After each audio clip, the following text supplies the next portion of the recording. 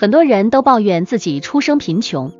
抱怨贫穷的父母给自己贫穷的人生，抱怨自己生活中所有的不幸都是贫穷造成的，抱怨上天不公，让自己深陷贫穷的泥潭不可自拔，感觉贫穷如狼似虎，十分可怕。但是我想告诉你一个真相，贫穷其实并不可怕，贫穷只是一只耀武扬威的纸老虎，真正可怕的是你脑海中的穷人思维。如果你现在就开始改变思维，努力快速塑造富人思维，很快你就会发现贫穷真的是纸老虎。在你消除你脑海中的穷人思维后，贫穷就像无根浮萍一样命不久矣。先来看一篇短故事，让我们快速认识并区别穷人思维和富人思维。先确认问题是什么，再对症下药，就能事半功倍。话说，在一个小村子里，穷人劳力和富人富贵是邻居。劳力每天起早贪黑，辛勤劳作，日子依然还是过得贫困潦倒。住在隔壁的富贵每天都读书看报，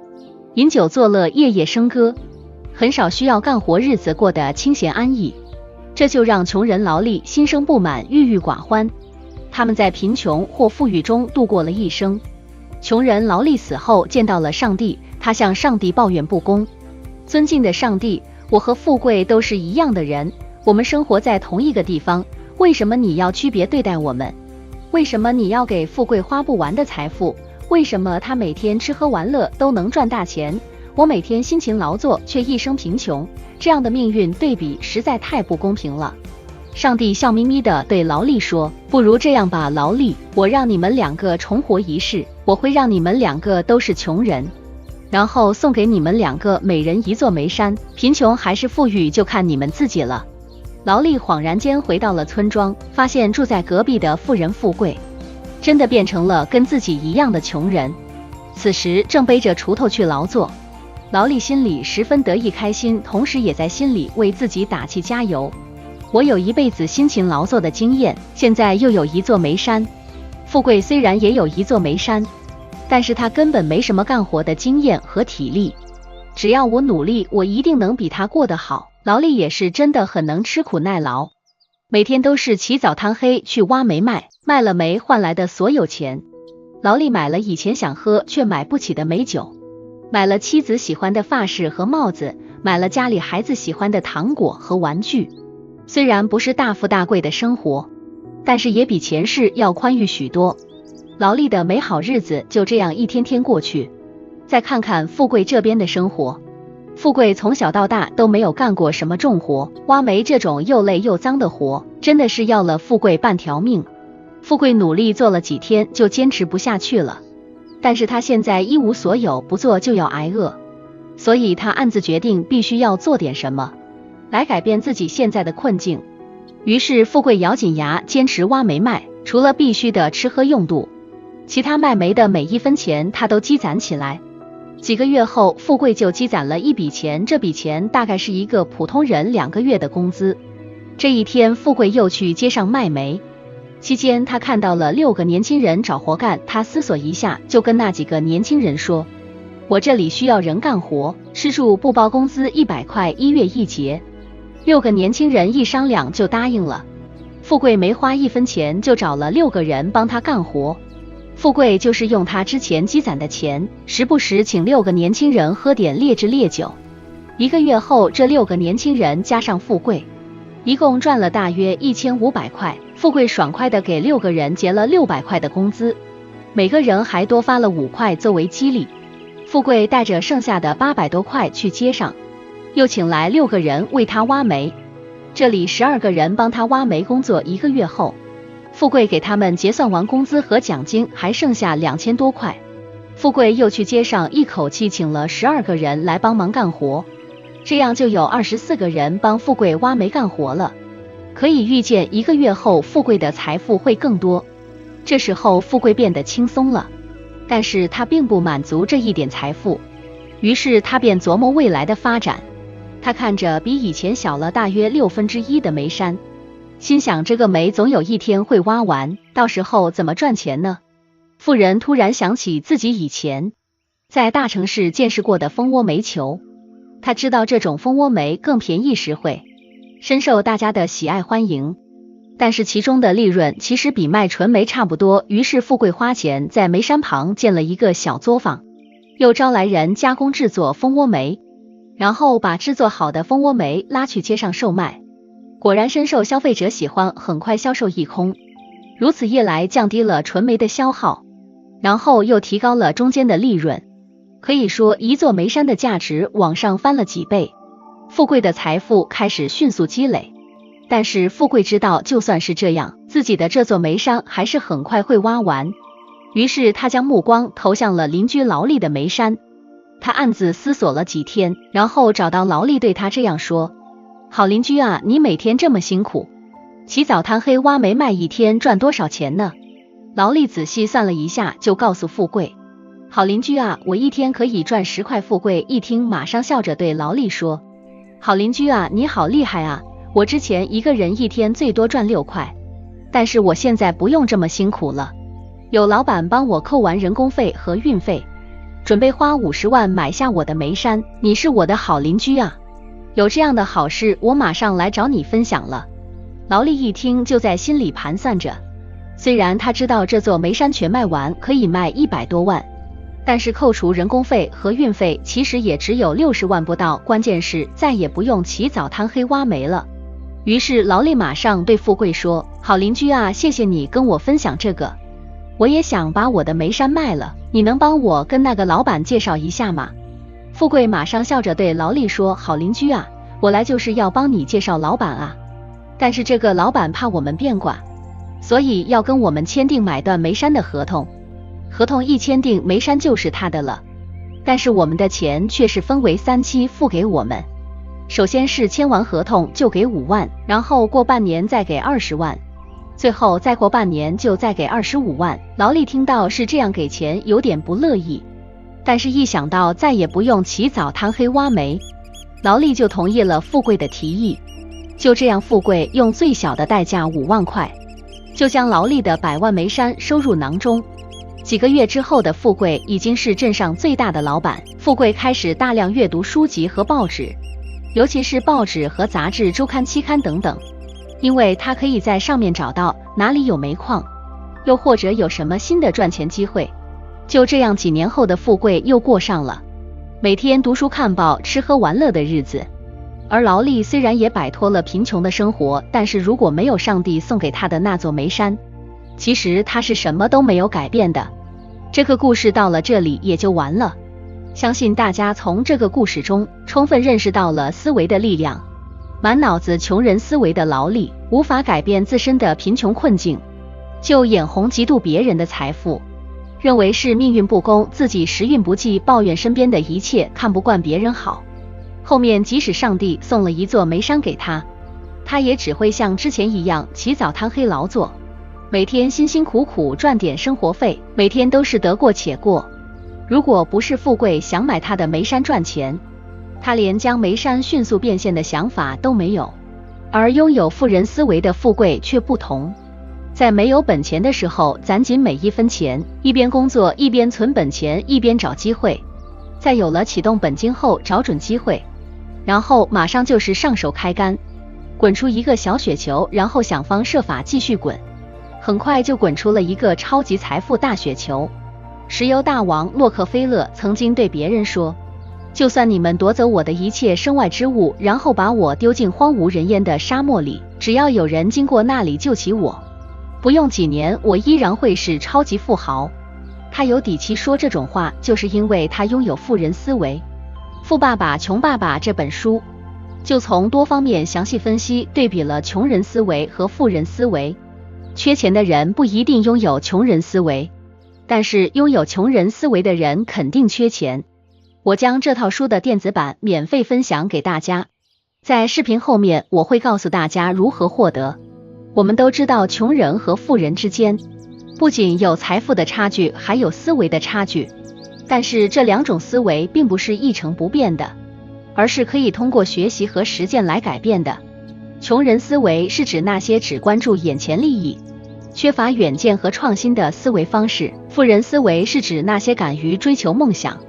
勇于承担风险，不断学习和进步的思维方式。就像《教父》里的维托唐·科里昂说过的那样，伟大的人不是生下来就伟大，而是在成长过程中显示其伟大。我们今天要做的事情，不是嘲笑穷人，也不是羡慕富人，而是要从他们的思维中学习和借鉴。让我们来看看穷人和富人在思维上有哪些不同之处。第一个区别就是如何对待和使用财富。我们都想拥有财富，但是我们对财富的使用方式却有很大的不同。《富爸爸穷爸爸》这本书告诉我们，穷人和富人最根本的区别就在于，穷人是钱的奴隶，富人是钱的主人。穷人总是辛苦工作，赚了钱就花掉，然后又为了生活而工作，陷入了一个无尽的循环。而富人不仅努力工作，还懂得用钱去赚钱。他们会把钱投资在能够产生收益的地方，让钱为他们创造更多的财富。这就是为什么穷人永远摆脱不了贫穷，而富人却能够越来越富有的原因。第二种区别就是如何看待获得和付出的关系。财富不是天生就有的，而是要靠自己的努力和智慧去创造的。那些从零开始创造财富的富人，他们都有一种感恩和付出的思维。他们知道只有不断的给予，才能获得更多的回报。但是穷人却有一种抱怨和算计的思维，他们不去思考如何改变自己的处境，而是总是对周围的人和事不满。他们甚至会埋怨自己的父母，觉得他们没有给自己一个好的出身。他们整天把自己的精力浪费在一些琐碎和无意义的事情上，还觉得自己很倒霉，没有翻身的机会。他们不愿意进取抓寻机会，也不珍惜自己已经拥有的幸福和快乐。这样的人怎么能够改变自己的命运呢？处境贫穷的人真的不可怕，可怕的是一直陷在穷人思维里，无法自拔。第二种区别就是是否专注自己的事业。很多人都有一份工作，但是并不是每个人都有一项事业。工作和事业之间有什么区别呢？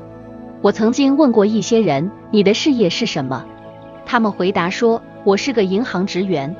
我又问他们，你拥有银行吗？他们说不是的，我只是在那里工作。这就说明一个问题，他们只是把工作当作一种谋生的手段，而没有把它当作一种实现自己价值的途径。让我们来看看麦当劳的创始人雷克罗克，他是如何区分自己的工作和事业的。有一次，他应邀去德克萨斯州立大学为当时的工商管理硕士班做演讲。演讲结束后，他问学生们，你们知道我是做什么吗？学生们以为他在开玩笑，都笑了起来，却没人回答他。他又问，你们觉得我能做什么呢？学生们还是觉得很好笑，就有一个勇敢的学生大声回答，雷克罗克，你是做汉堡包的啊，这还用说吗？雷克罗克笑了起来说，我知道你们会这么想，其实我不是做汉堡包的，我是做房地产的。他接着解释说，他的商业计划里有一个重要的环节，就是把麦当劳的分店卖给合伙人，并且让合伙人从麦当劳集团那里买下分店所在的土地，这样一来，麦当劳就拥有了美国和世界上最好的地段。雷克罗克很清楚地知道，他的工作只是一种赚钱的方式，而他的事业才是他真正关心和追求的东西。他曾经卖过牛奶搅拌器，后来又卖过汉堡包，但他始终专注于自己的房地产事业。第四种区别，是否具有致富习惯。我们常说穷富有别，其实不仅是指财富和思维上的差别，更是指行为和习惯上的差别。美国作家托马斯·科里花了5年的时间，对233名白手起家的富翁和128位穷人进行了深入的采访，发现他们的生活轨迹有着显著的不同。他发现决定一个人贫富命运的，并不是他每天花在睡觉、工作和饮食上的1200分钟，而是他在剩下的240分钟里做了什么。在这240分钟里，富人和穷人展现出了截然相反的习惯。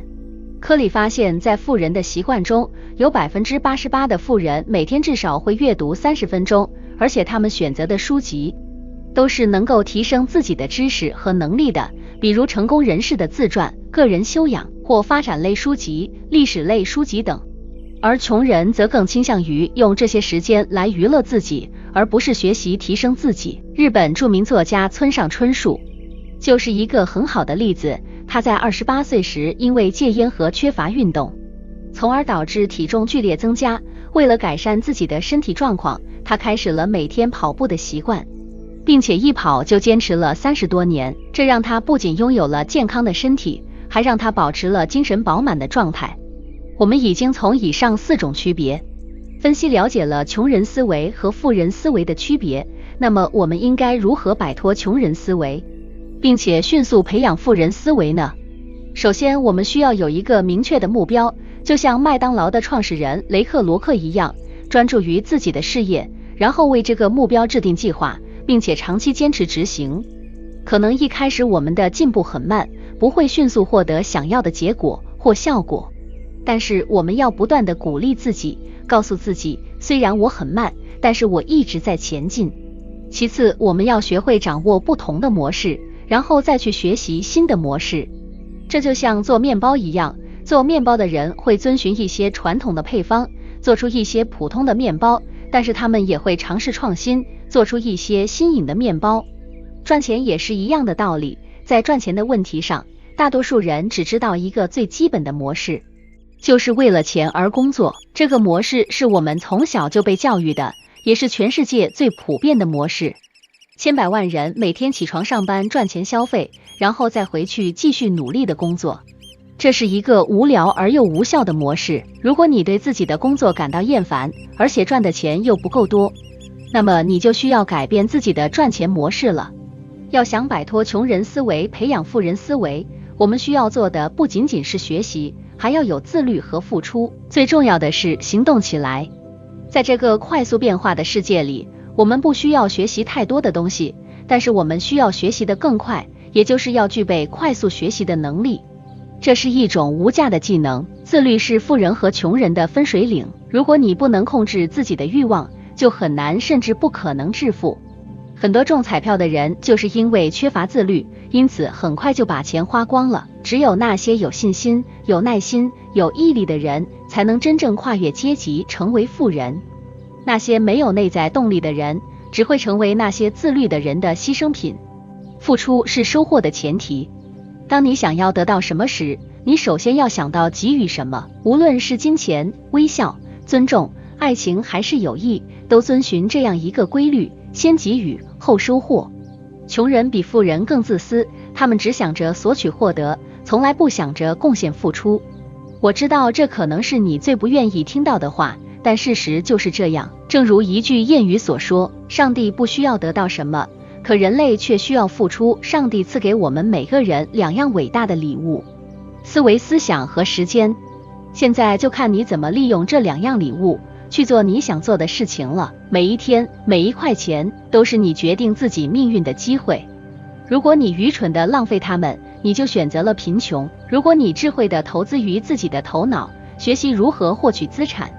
财富就会成为你的目标和你的未来。每一次面对钱的使用方法的时候，事实上都是你在做出一个选择，是成为富人还是穷人。我衷心的希望看过这个视频的你，能够更好的合理的利用时间和思维思想，利用上帝赐予的这2种礼物，去赚取大量财富，获得更多幸福。富爸爸穷爸爸全套电子书，我已经将免费下载链接放在下方说明栏中，